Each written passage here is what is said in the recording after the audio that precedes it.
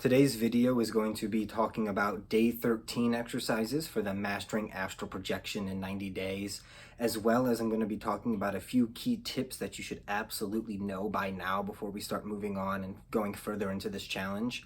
So for day 13, the exercises are going to be exactly the same as day 12, the exact same way you've done them. I'm going to link a video above for day 12, so watch that video so you can learn all the exercises and do them again. I'm not going to repeat them here. The reason day 13 is identical to day 12 is because we're about to get more into the book and more into energy work, and by now the book wants you to be very confident in these exercises that you've been practicing. So day 13 is just another day for you to really instill these exercises and kind of hone them in a little bit better for yourself. Now, by now, you want to make sure with those affirmations, the first tip is with all your affirmations, whenever you're waking up in the morning, you want to make sure you're saying that morning affirmation about 5 to 7 times. Randomly throughout your day, you can say it as well. Now, whenever I say it randomly throughout my day, I'll say it 1 to 3 times every time. So I'll set a reminder on my phone for once an hour, similar to reality checks with lucid dreaming. And you can approach this whatever way you like, but what I'm doing is I'll set a reminder on my phone once an hour, and when that goes off, I'll say 1 to 3 times that affirmation.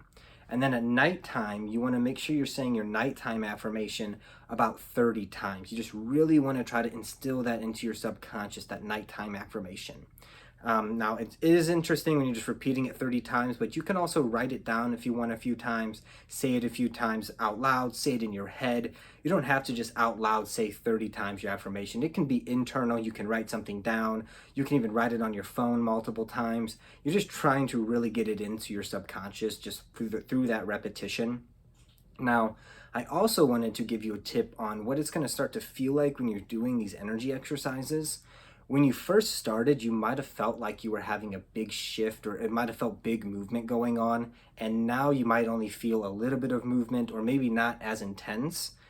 That is absolutely common. If you've never done any of this energy work or trying to bounce the energy up and down, you're trying to activate something that you've never done before, so it might feel a little bit more intense. And a big misconception is if that big intense feeling goes away, are you not doing the exercise correctly? Absolutely not. You are doing it correctly.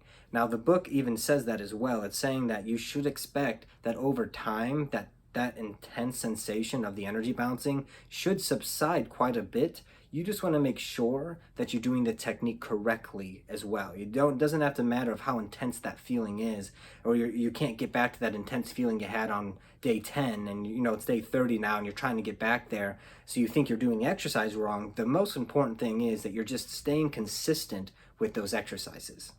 And the last tip I'm going to say is, I have found that sometimes throughout the day, if you don't have time to do these exercises, by now in the challenge, a lot of this is laying down. Like I said, you're going to watch video 12 and it's going to have you lay down. Essentially, it's an easier method when you're laying down and you're trying to do a full body bounce. It does give you the option to sit in a chair and do it, but I personally feel when you lay down, it's far easier to bounce it the whole length of your body. Now, that can easily be done just as you're going to bed. So if you haven't done your exercises for the day because you haven't had time, just while you're laying in bed, just work on your feet or work on your leg bouncing, the energy bouncing from the toes all the way up to the hips. Work on that for about 2 to 5 minutes, then do the energy bouncing on the arms, then do the spine, then do the full body, and just kind of switch through that as you're going to bed. And that's going to really help you as well. Just keep these practices as best as you possibly can. And as always, remember, this shit is so easy, you can do it in your sleep.